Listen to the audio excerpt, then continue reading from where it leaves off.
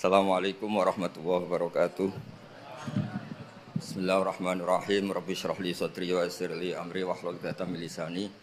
Allahumma shalli wa sallim barik ala sayyidina wa lana Muhammadin wa ala alihi wa sahbihi ajmain. Nama ba'du.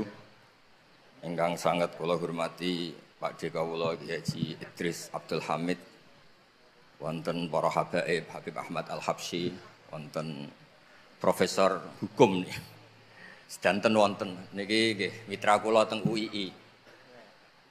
Tapi wonten PR saking tetangga Pak Mahfud itu. Kalau ada tanah cekungan terus diisi tanah, itu dipakai sama orang Madura. Jadi ditanya sama yang punya, ini tanah saya, yang tanah kamu di bawah, yang atas tanah saya. Itu mohon dijawab oleh pakar-pakar fikih maupun pakar-pakar hukum itu. Jadi kalau ada cekungan dibruk, kemudian tetangga Pak Mahfud pakai, itu milik siapa? Yang atas tanah saya, yang tanah bapak di bawah. Itu PR untuk seorang profesor, itu juga PR saya sebagai ahli fikih. Itu saya pernah ditanya gitu orang Madura. Saya bilang, kamu gak putus jawaban kan, butuh pengakuan kata saya. Ini dulu Pak Mahfud besar itu karena jadi Menteri Pertanahan kata Gus Dur. Lama-lama jadi pertahanan. Ini gue nanya Bang. Jadi ini rileks saja. Tadi saya ini kagum sama Mbak Idris sama Habib Ahmad. Dulu itu saya punya teman kiai Habib Ahmad. Itu saking lamanya ngempet ingin wayoh. Itu pas nikahkan santrinya bukan bilang akah tuh kata Bikobil tuh nikah. Jadi untuk tidak salah itu hebat. Terus ditanya, oh saya ini grogi baru latihan kiai sehingga salah. Terus kadung ya? Ada kiai yang pinter. Kemarin pas mempelainya jelek, Anda tidak keliru katanya. Ternyata karena nganten putrinya tuh cantik, langsung bilang Kobil tuh nikah. Kalau pas jelek bener. Jangan-jangan pengalaman pribadi. Terus niki keluarga sedanten maafot. Jadi dulu Mbah Hamid lahirnya di dalam ini Ki Hamid. Ki Hamid lahir di sini, punya abah asmane niku Abdullah bin Umar. Ki Abdullah itu punya saudara kandung tuh buyut saya. Buyut saya itu rujuk paling terakhir, sehingga mas-mas di sini ini kumo luhur semua sama saya. Main suruh, main apa itu. Karena saya ini madlum terus ditegur alim, sehingga madlum itu orang paling didolimi. Jadi akhirnya Allah simpatik terus. Yang paling top akhirnya termasuk saya. Karena paman-paman ini dolim saja nyuruh. Saya ini kiai paling nggak suka diundang. Bukan karena saya sombong, nggak diundang tuh ribet. Ngomong harus muji yang punya rumah. Tadi Mas Zainul ini yang namanya Mas Zainal Arifin tuh ini. Ini di struktur ponaan, tapi gara-gara pengasuh tadi disebut Pak Mahfud nomor 1. Itu sepanjang sejarah. Naturalisasi. Mantu ya, naturalisasi. Ini kayak ini juga naturalisasi ini. Jadi mantu-mantu itu agak berulah Pak Mahfud. Kalau saya ini gen asli, saya punya darahnya Ki Umar. Terus tadi seperti yang dikatakan Pak Mahfud, ini buatan kula sebut profesor ya Pak Mahfud, mohon kersane ketok putrane tokoh Partai NU ya, Pak Mahmud itu. MD nih. Mahmud ya? Mahfud. Buatnya MD-nya. Mahmudi. Itu nama hoki katanya. Karena punya teman Mahfud yang enggak dikasih MD itu enggak hoki. Yang temannya enggak dipakai MD ya? Enggak hoki. Yang hoki itu yang dikasih. Yang dikasih MD. Jadi ini luar biasa, abahnya dikenang sampai diletakkan terus ya, dikira itu gelar, orangnya nggak tahu dikira gelar. Saya cerita sedikit tentang komposisi tadi, yang ngarang sholawat badar itu Mahfud itu ya Duryas ini, namanya Ki Ali bin Mansur bin Siddiq. Ya. Kalau mbah saya kandung Fatimah binti Idrus bin Umar, jadi mbah Idrus itu saudara kandungnya Ki Abdullah. Nama kecilnya Abdul Khalik. Dulu itu, ini cerita ke mas-mas yang gak pati seneng ngaji, ini buatan nyindir, cerita mas-mas yang buatan pati seneng ngaji Bang. Dulu ketika di umum diajarkan matematika porogabit, itu di pondok sudah dikasih metode porogabit yang lebih simpel. Jadi kalau 2,5 itu di bahasa Faraid disebut rubu'ul usyur.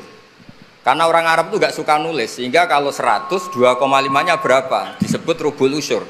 Ditaksir dulu, 1/10-nya 100 kan 10.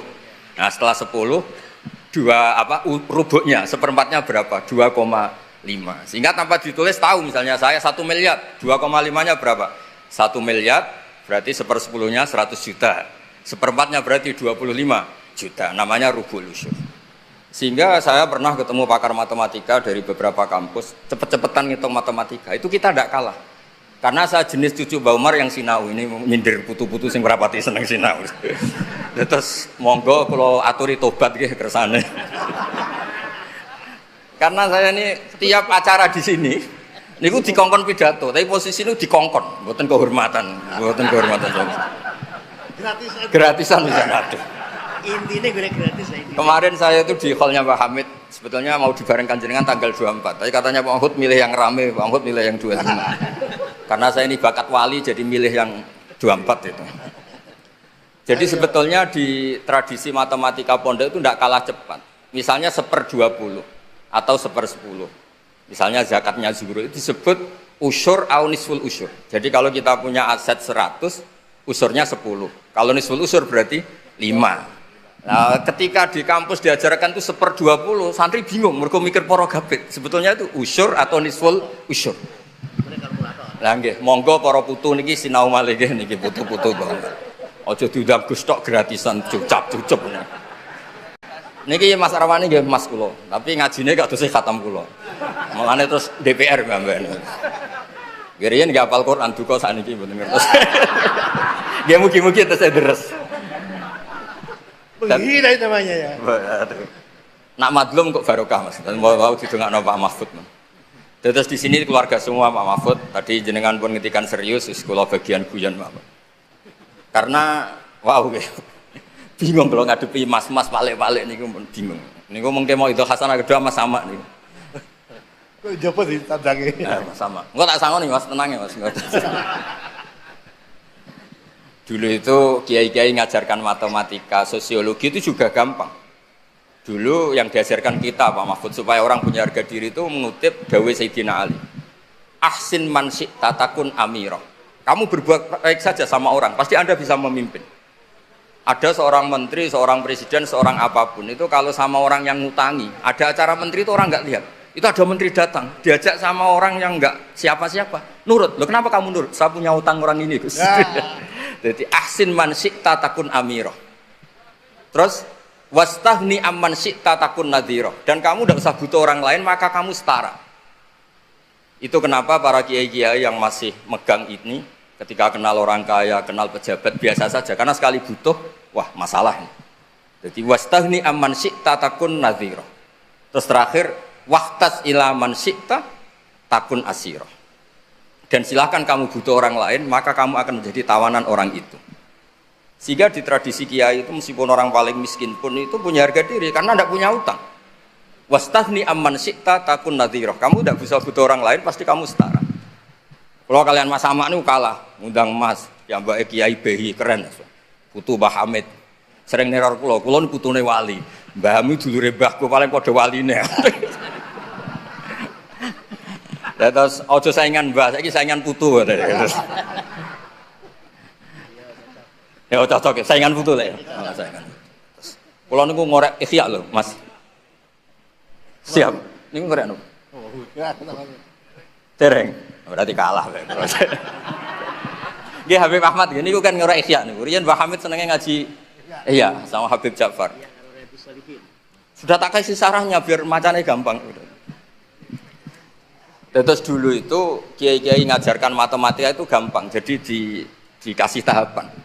Misalnya 2,5 nyebutnya rubu'ul usyur. Jadi ditaksir dulu, di 1/10 dulu, baru setelah itu ditarbek di 1/4. Sehingga ketika angka misalnya 1 miliar ya gampang saja, 1/10-nya itu 100 juta, berarti 1/4-nya itu 25. Kemudian era modern itu disebut 2,5. Jadi sebetulnya kalau kita ngaji khatam itu masalah sosial, masalah politik. Masalah politik juga sama. Saya punya kitab banyak tentang makalah-makalah politik. Itu diantaranya yang dikutip juga lagi-lagi beberapa sahabat ngendikan fakub hanlakum hina sirtum ghorodon yurma. Buruk sekali kamu umat Islam ketika jadi objek sasaran. Itu dulu pernah ada seminar ekonomi saya ngisi itu. Ketika orang Islam suka haji, yang kepikiran bikin sajadah itu orang Cina. Ketika orang Islam suka umroh itu yang bikin pakaian ikhram itu orang Cina. Jadi objek.